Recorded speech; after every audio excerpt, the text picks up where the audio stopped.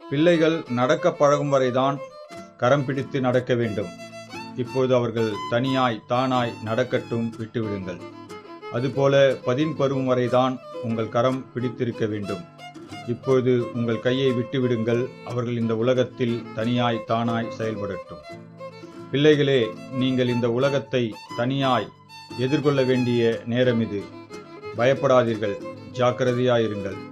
உங்கள் எதிரே சிங்கங்கள் வரலாம், மறைந்து கொள்ளுங்கள். பாம்புகள் வரலாம், மிதித்து விடுங்கள். பசுதோல் போற்றிய ஓநாய்கள் வரும், எச்சரிக்கை, ஏமாந்து விடாதீர்கள். உங்கள் நண்பரில் ஒருவர் மிகவும் நல்லவராகவும் அன்புள்ளவராகவும் தெரிந்தால் எச்சரிக்கை. ஒவ்வொரு காரியமும் நன்மையாய் தீமையாய் என்று பார்த்து பார்த்து செயல்படுங்கள். இப்பொழுது நன்மையாய் தெரிந்தாலும் எதிர்காலத்தில் அது தீமையாக மாறலாம். தொலைநோக்கு பார்வை அவசியம். நீங்கள் வெற்றியும் எல்லாவித வளமும் பெற வாழ்த்துக்கள்.